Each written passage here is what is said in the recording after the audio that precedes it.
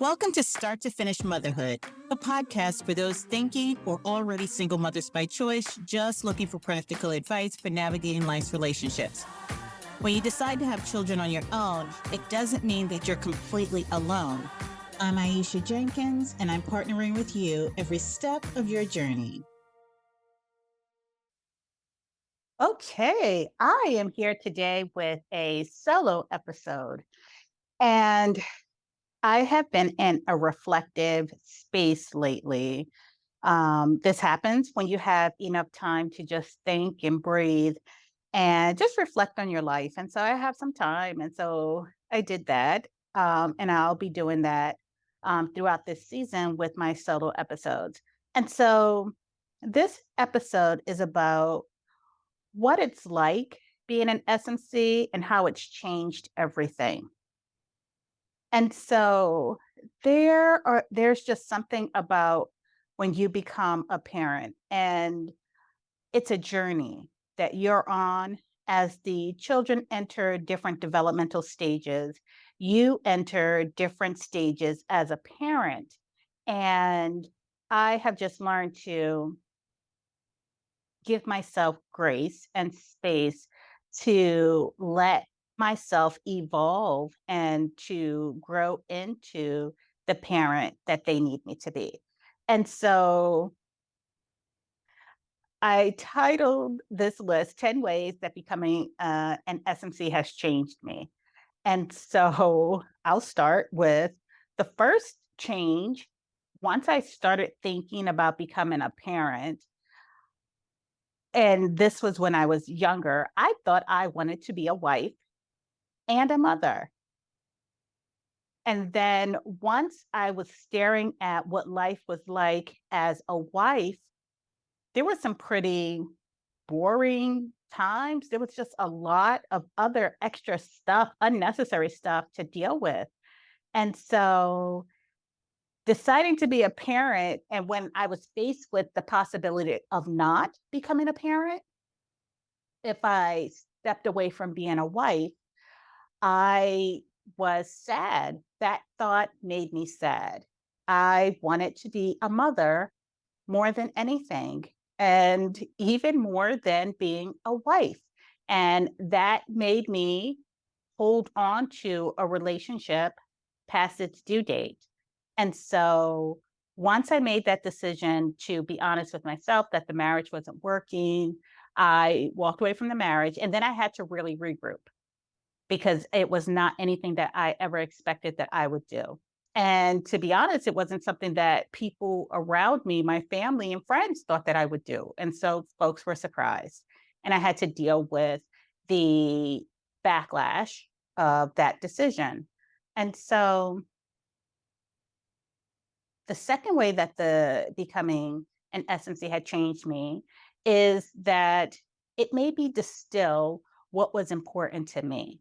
And so there's the whole thinking phase of becoming an SMC. You're becoming. And so you are on a path, you are in a mindset, you are an embodiment of a single mother by choice before you actually take those necessary steps. So it really does start in your head and in your heart. And so I had to take this time post divorce and talking through with a therapist what was really important to me. So I had to face some of my biggest fears, like what did I want in terms of my career? What would people think of me once I got divorced and if I had a child on my own? How will I manage it all? Did I need to have a partner in order to make this work? And then what were the risks there of having a partner that I wasn't married to that was just going to offer up the second half of the DNA and possibly some monetary support? And then will I be able to create a loving and nurturing environment, an environment that would be different than the chaotic one that I grew up in? No judgment to my parents. They did the best that they could, but I did not want that type of instability in my house. I didn't want that type of drama and stress in my house. There are still some things that I can't deal with. Like I can't deal with drama. Loud noises make me feel shaken And so I didn't want my kids in my own home to be that. I wanted my home to be a place of peace, a place of love. And so when we walk into the door, it's with a sense of relief. And would I be able to create that type of environment and still be true to who I am? And I could say, yeah, I'm in the midst of that journey now. And it does have its challenges because, little kids, they fight and I yell. And so, but that's the second way that becoming and entering this journey to become a single mother by choice has changed me. The third way is that it really made me slow down. I mean, everything slowed down, not just the metabolism and all of that stuff. I mean, I used to get up at 5:30 in the morning, 6 o'clock, and go running. And the amount of time it took me to get ready to go to the gym, that entire process, I'm like, where did I get all of that time from? Because having these two little girls really just caused everything to slow down. I mean, I could only move as fast as the legs of a tiny toddler, and I had to do it twice. And so things really just slowed down from my career, from, the activities that I did, how quickly I would recover from things, how quickly I recover from the weekend. I mean, being in the house with two kids is nothing at all. Well, actually, let me rephrase that.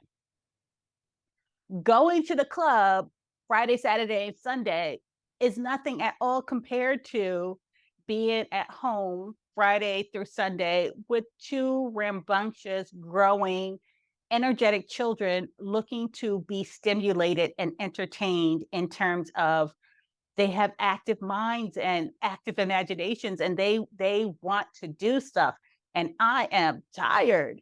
So recovering in my youth from a night at the club and a night out sipping champagne has nothing on life and recovering from weekends with these two little girls. But everything really did slow down for me. I really had to surrender to motherhood. And when I had my first, it was easier. She was an easy kid. She wore, her emotions on her sleeve. I can read her. And she was just an easy pregnancy.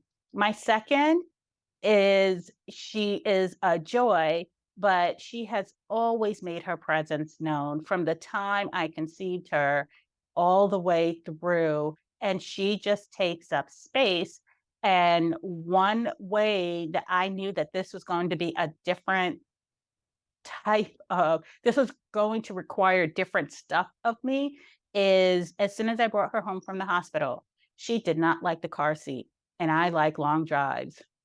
And this child cried every day. I could not even enjoy my maternity leave and having free summer camp because every time I had to drop big sister off, that meant getting in the car, and baby girl did not like the car seat. So for 14 weeks, I had to roll with it. So I knew from that point forward that I needed to surrender to motherhood. And then also the pandemic. So the pandemic and everything, I just melted into whatever a heap of a person I was. And I just gave into the transformation that was happening before my very eyes. And so being a single mother by choice really made me slow down.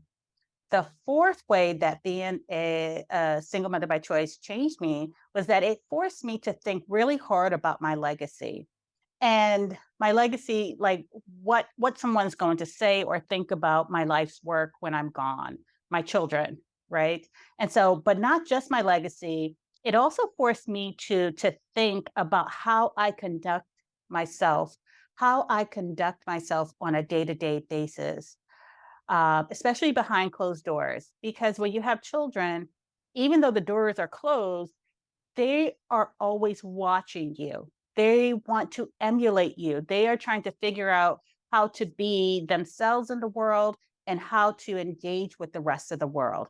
And so this means that I have to think about how I speak about them, both in their ear where they can hear and when they can't hear, because the things you say impact the way that you think, or the way that you think about people impact the way that you talk about them.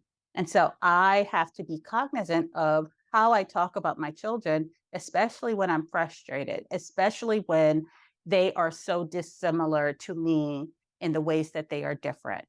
Um, how do I talk about myself and my friends, right? Because, after having children, your body changes. After becoming a parent, your energy level changes. And so sometimes we can have negative self talk. And when we talk about ourselves negatively, we are teaching our children how they should talk about themselves. And so I have a rule in my house that we don't talk about each other's bodies. And that keeps me honest for not talking about my body in negative ways, or not, over, sensualizing different parts of my body. I love myself. I love my body. And while I do love all of that is me, the external does not necessarily matter as much as who I am as an internal spiritual person. Um, Knowing that they're watching allows me to extend a degree of grace to them, to myself, and to those who are around me. One, because I'm not too focused on what other people are doing, because these children, this life can sometimes be very all consuming. And so I am human, and I have to give myself grace. And I also give them grace because they're allowed to have good days and bad days, just like I am. On the weekends, things get intense. We're allowed to all go to our separate corners, and we do that. Um, we all need our time to decompress. We have different ways of handling our extreme emotions, and I'm learning about both of my little children, and they both handle their stress, their emotions differently, and I appreciate them both. So I parent to who they are. One needs to be hugged, right? They have different love languages. One needs to be hugged, one needs to be stroked, one needs to explode for a second. And so I have to give her space. And then she comes to me and she curls up on me. Um,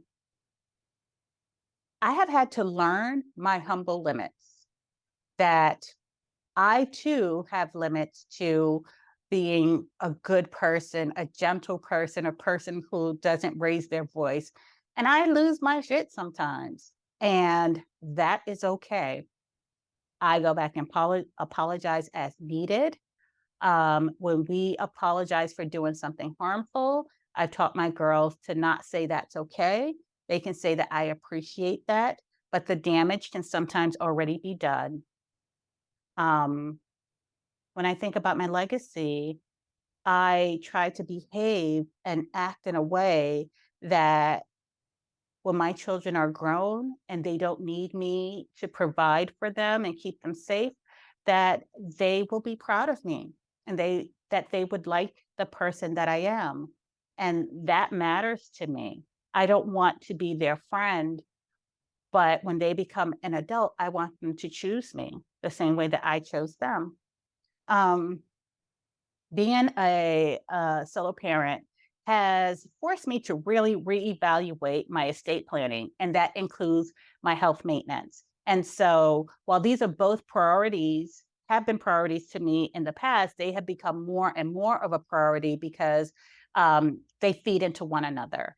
And so, I have to look at the big picture, and I can't look at everything in kind of black and white, because as a single mother by choice, rules don't always apply to us across the board. So there are some things that we have to do to stretch the budget, or some ways that we have to juggle life just to make things flow. And as being one person, like I am currently taking care of a health condition, which means that I won't be able to keep as close an eye on my financial savings and things of that nature. I actually have to sit down with the financial planner to decide a strategy for making it through these next few months so that I do allow myself the time to breathe, to heal, and also spend quality time enjoying my children while they are young. And I am so grateful for having such a diverse single mother by choice community that I'm able to ask people who have done the very same thing, ask them, how did they do it? How did they recover? And they have been so honest and so generous in their conversation, their resources. And so I am so glad that I have such a deep and meaningful relationship with the people in my community, because it made it made me realize that there were other options, that you could do this life different. And I am so glad for the opportunity to explore what that could look like for me and decide what my next paths are going to be. And so I take a look at the whole big picture and not just, going from month to month to month. I am both a Black woman and a solo parent. And so the intersection of those two identities also means that certain financial risks will hit me differently, certain career risks will hit me differently. And so I have to be aware of that. Um, and so in the meantime, I plan to just enjoy my summer with my girls and sleeping in and trying to heal. Being a solo parent has helped me to keep things in perspective. So there's an Elizabeth Withers song that we listen to as we're driving to school, and it goes like, to somebody to the world you might be somebody, and to the world you might be nobody, but to me you mean the world. And so that's who we are, the three of us driving in that car. It doesn't matter who the world thinks I am. They can think I'm a superstar, they can think I don't exist, but what these kids think and what I think of myself are really and truly the only things that matter to me at the end of the day. And that they're happy. And so that really helps me to keep things in perspective as life happens. Um, I brought these kids into this world and I want to be here with them and loving them for as long as I can. So I do keep my health in mind. Um, they soften me along with that perspective. I don't have to be a hard rock. They allow me to just nestle and snuggle on them. And that feeds my soul. They keep me grounded. If ever I should think I'm too big for something, I'll trip up the stairs and they'll remind me and they'll laugh at me. And I'm just human. And I have to keep my responses measured. Like, that's not nice.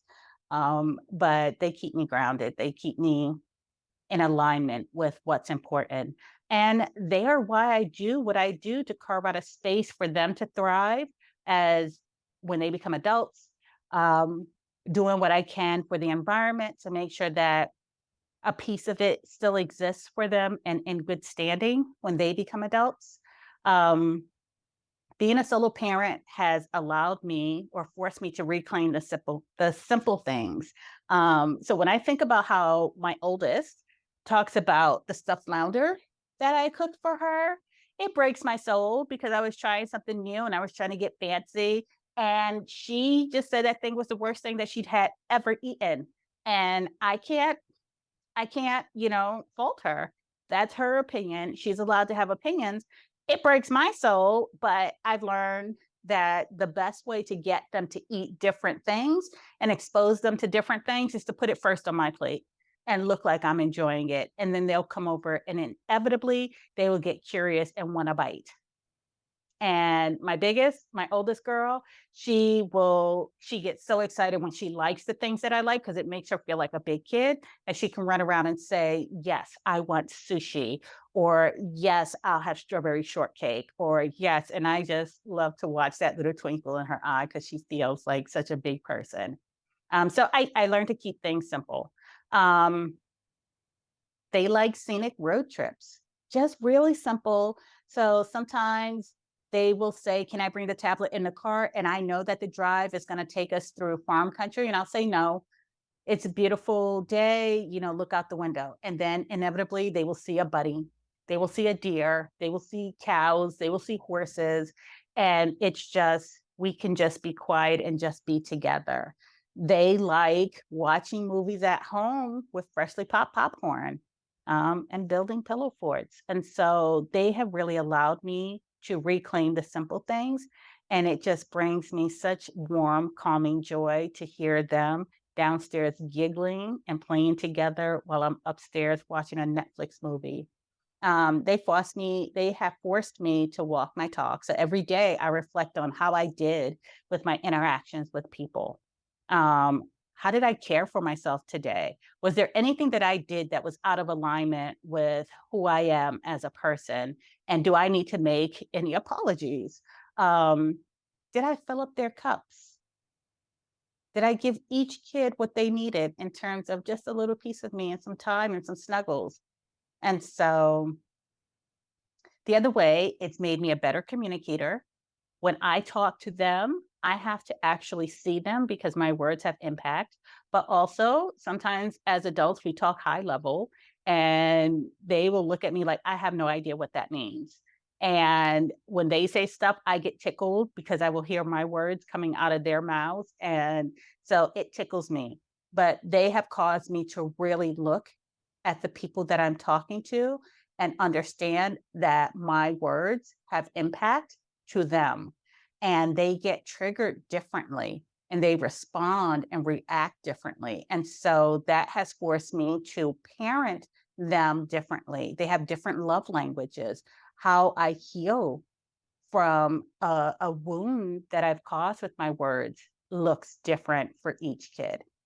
I also date differently.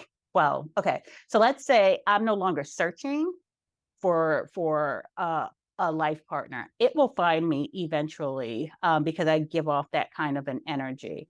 But I really feel content, and being a mom can be, very full. It can be overwhelming at times, and I don't always have the bandwidth to deal with an adult and the level of attention that they need early in a relationship. I don't have the energy to get jealous. And for some people, it matters that you get upset that other people want them in that way. And I just don't have the energy to give that to a person, even though I know in some sadomasochistic kind of way that bonds people closer together. I don't have the energy. If you're going to cheat or if you're going to stray, I can't stop you. And frankly, then okay, then just let the gap get wider because my time with you is limited anyway. So if somebody else is going to fill that time and that gap, then by all means, that's a better situation for you than me. And I'm okay, walking away or, being left and, because life is pretty full right now. Um, so it would take a really patient person and the right kind of person and spirit to come into my life because I really can't risk the peace in my household for a piece. You saw what I did there. Peace for a piece. Um, the other way that it has changed me is that if you like it, I love it. So aside from people being overtly mean and physically abusive, there's not much that other people can do that will trigger me to care. I will say, one or two things. I will go just about so far, and then I'm just like, yeah. At the end of the day, if you like it, I love it. And that also triggers people because they want you to fight, and I don't. And then the last way I think that becoming a mom has changed me is in how I eat. I used to want to do all of this fancy cooking, and they're not there yet. They are coming along slowly. So I followed their meal plan. And I will tell you that has kept a lot of processed foods out of the house because one, I watch how much sugar they eat, even though they still eat more sugar than I would like. We keep whole foods in the house. Matter of fact, I was just laughing with a friend of mine because we were like, there are certain foods that once you run out of, you can have a whole refrigerator full of food. But if I run out of butter, eggs, cheese, bread, and milk, I'm in a panic. I can't sleep. I need to go to the store and restock those things. And maybe it just comes from the way I was raised. But when I am out of those staples, I get nervous. And fruit, but those are also staples that the kids will eat because it's quick grab food. It's healthy food for the most part. And so that's what I stock the house with. And so instead of swimming upstream, instead of pushing a boulder up the hill, I just surrendered. And, if I want something fancy, we'll go to a restaurant. Win win for everybody. And um, so ultimately, becoming a parent has changed me, especially becoming a solo parent. Um, the mom me and the single me, they were two different people. And I honor who both of those people were. We had different needs. We dressed differently.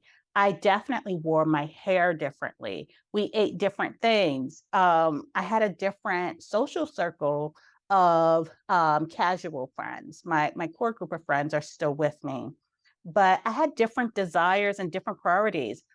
I will tell you, I loved both versions of me, and I really leaned in to both versions. And I remember when I was at the tail end of dating and kind of at that intersection between thinking of becoming a single mother by choice and, do I do it using a sperm bank or do I do it using a friend? And I remember telling the person I was dating who was like, I don't want to have kids. And I was just like, okay, so we're going to date up until the end of the summer. And then nothing will be radio silent. You don't contact me, I don't contact you.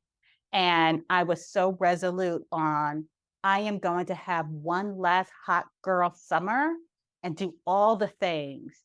But at the end of that summer, you will not hear from me. I will transition into the me who was the thinker and the trier. And eventually I became the mom. And so I thoroughly lived both lives. I lived the single me up until I was 37. And now I'm 10 years into being a solo parent. And so I've got probably a good 20, 30 years more before, I am done with this side of life. And so becoming a parent will change you. It's changed me. And I just say honor all of the different variations of yourself and don't compare yourself to yourself. Live a good life so that you don't. And there you have it. That's what it's like to be a single mother by choice and the way that it has changed me. And that's it.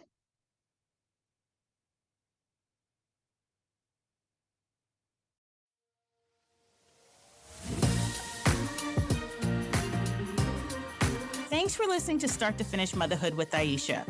If you want to keep the conversation going, follow Start to Finish Motherhood on Instagram or email me at aisha@starttofinishmotherhood.com.